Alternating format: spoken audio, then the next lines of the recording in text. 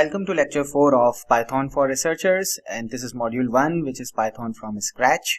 So in the previous lectures we have learned how to use the operators and then how to assign values to the variables and so on. So in this lecture what we are going to do is that is very important thing, that is conditionals.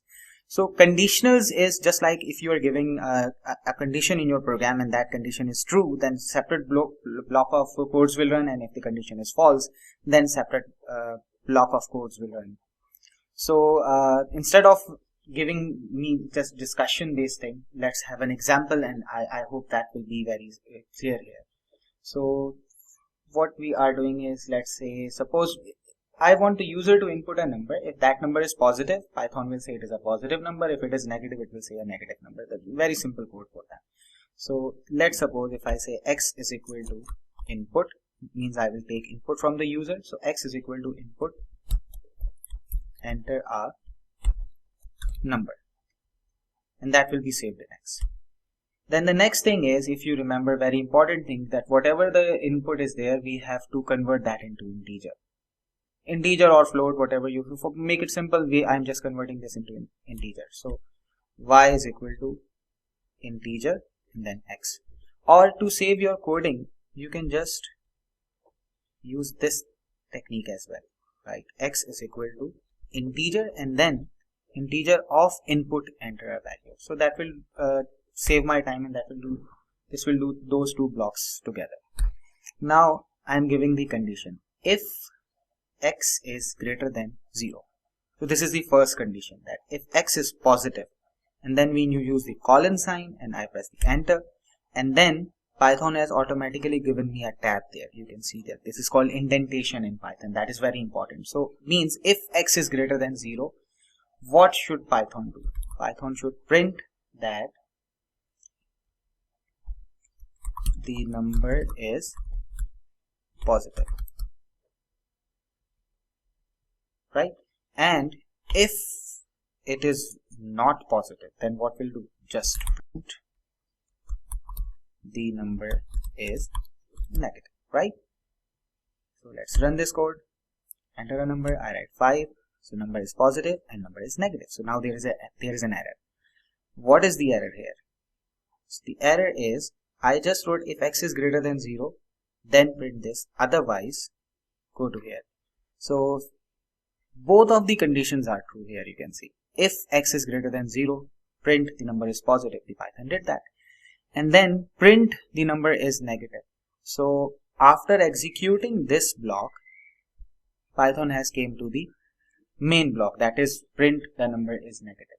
So there must be some command that I need to tell Python that if this condition is false, then what it should do. So I will just write else. And now if I run the code again, I write 5, so I'm getting this. And if I run this again, I write -5, the number is negative. So if means if condition is true, then run this. Else means if condition is false, then run this block of code. Alright. Now there are some other considerations as well, like maybe the user enters some string, then what will happen? So we will learn that how to handle those situations as well, like exception handling, and then how to handle errors and all that thing within program. The user will be guided that whatever the number you are entering, that is not the desired value. Okay, let's do some other examples to make it more clear. Now let's suppose I want to make a program in which the user will enter the age, and if he is more than 18 years old, then he or she is eligible to vote. If he is smaller than 18, then the program will say you are not eligible to vote. So let's do that. So first of all, I'm creating a variable age. Age will be float, because obviously the age can be in decimal, so I'm using float this time so that we can have flavor of both integer and float conversion both in single lecture. So float, and what to convert into float? The input. What will be the input? Enter your age. So whatever the age the user enters, that will be saved in the variable age. Now if I say if age is greater than or equal to 18, then print you are eligible to vote. else, and I cannot write else here, I have to move back, else, because indentation plays a very important role. Print you are not eligible to vote. Right? Very simple. Just check this. Suppose if someone is 35, then Python says you are eligible to vote. If I run this again, 4, you are not eligible to vote. So very simple use of if and else. Let's have another example of the operators that we learned in operation lecture number 2 or 3. So I want to design a program in which the user will input an integer and my program will tell whether the number is even or odd. So let's do the commenting as well to check whether the input integer is even or odd. Okay, so first of all, I will take number variable from the user. So number is equal to integer converted input, and input will be I have put 2 bracket input, enter an integer. That's it. I'm not writing more. So enter an integer that will be saved in number, and now I give the condition if number, and if you remember this modulo 2 is equal to 0, not equal to, double equal to. This will just compare that whether numbered modulo 2, that means whatever the number the person has entered, if we divide that by 2 and if we are getting remainder 0, then print the number is even. Then else, remember to go back, and then else print the number is odd. Now let's run this. If I enter 5, the number is odd. If I enter 10, the number is even. Right? And to have a good example of comparison operators, let's have another example. In that example, what we are doing is, let's suppose, okay, the user will enter username and password. If username is admin and password is password123, then we will print login successful. Otherwise, we will print login failed. Means right now we are just printing, but in later programs, obviously the first step will be asking the username and password. If it is true, then the program will run further. Otherwise, it will stop there. So to go to that stage, we must learn how to do simple calculations. So username and password evaluation. Username and password evaluation. So first of all, I will take input from the username, and I don't need to convert that into any integer or float anything, because that can be string as well. So username is equal to input, enter username,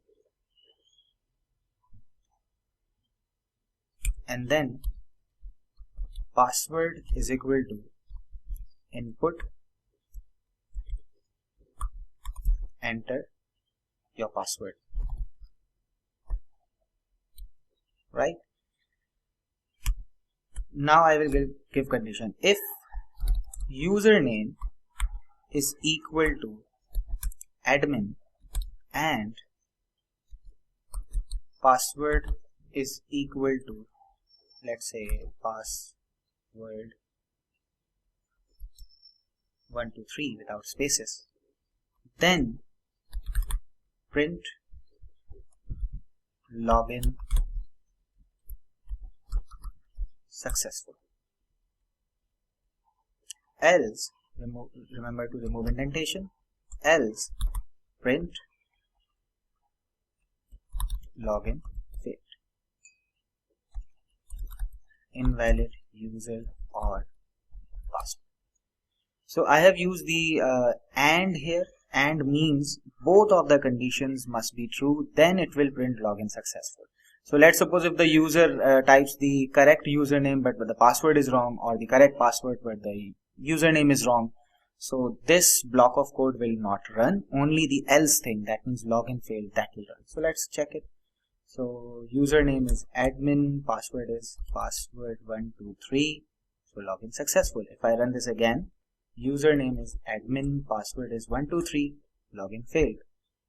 Although the username is correct, but the password is wrong, so that's why it's giving me an error. And you can see username, after username my input and name doesn't have any space, so you can add space there, space, and also space here. So this will just make the program look good.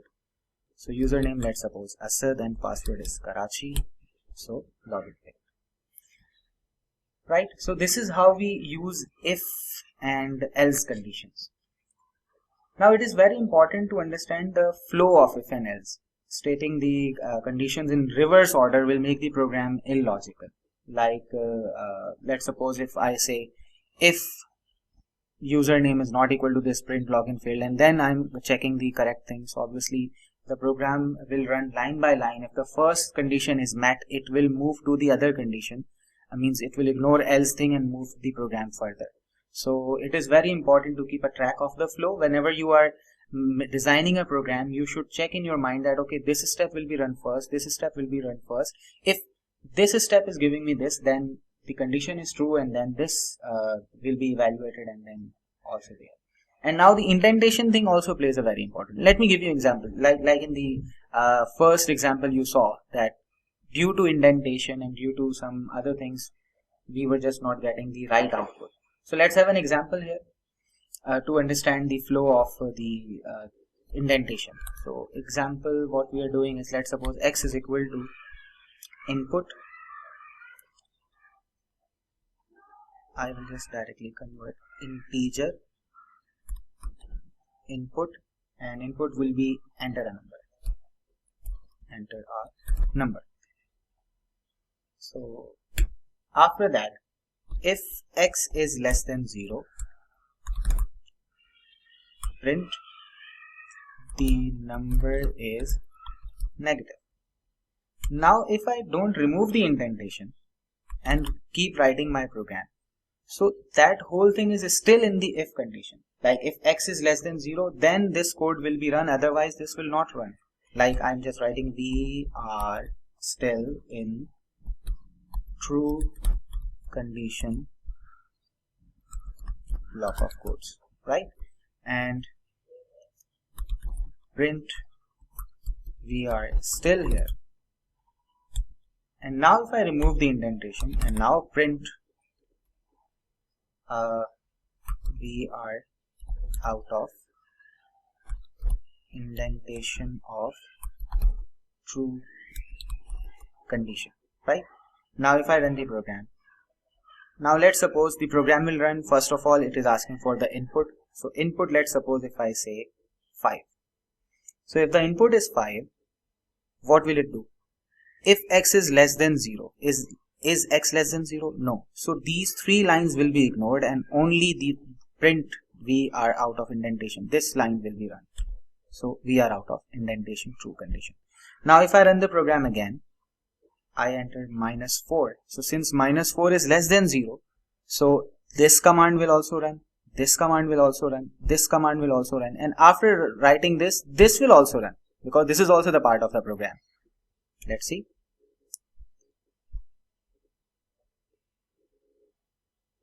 It's loading.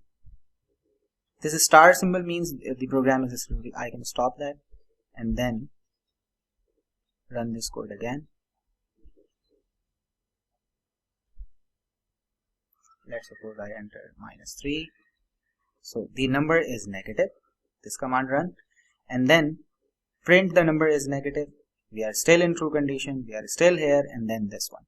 So this code will also run, because after satisfying the if thing, the program will rerun the codes from here, right? So this is how we use the flow, conditional flow of the program. Now let's suppose we have more than one conditions, like we have 3 conditions, 4 conditions, and so on.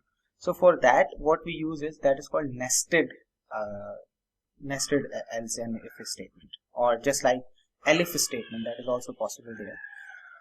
So what we can do is, let's have an example of nested condition. Okay, nested conditions. So what the program will do, let's design the flow of the program.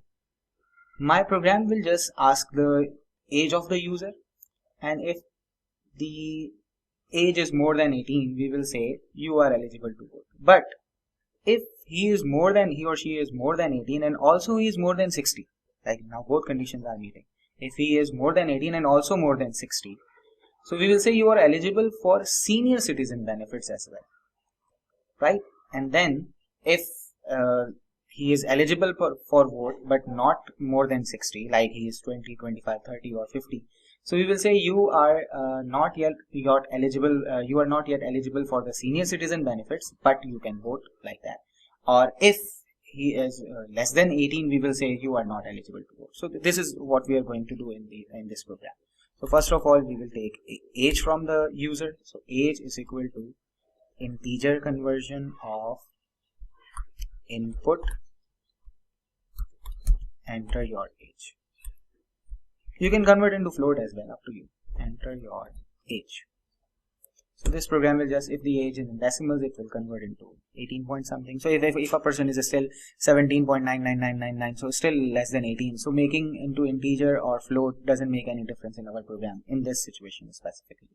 So if age is greater than or equal to 18, means if the person is more than 18, we will print you are eligible to vote, right? Now let's suppose within this I say if the age is also greater than or equal to 60 within this block, means first if he is more than 18, then print you are eligible to vote. Now since he is more than 18, then you should check whether he is more than 60 or not, because if he is less than 18, there is no use of checking whether he will be eligible for senior citizen benefits or not. So if age is less than 16, I forgot to add colon sign, and now again indentation, because now we are asking Python to run this block of code. So if age is greater than 60, then print you are eligible for senior citizen benefits as well. Else means if he is still more than 18 but not more than 60, then you print you are not yet eligible for senior citizen benefits.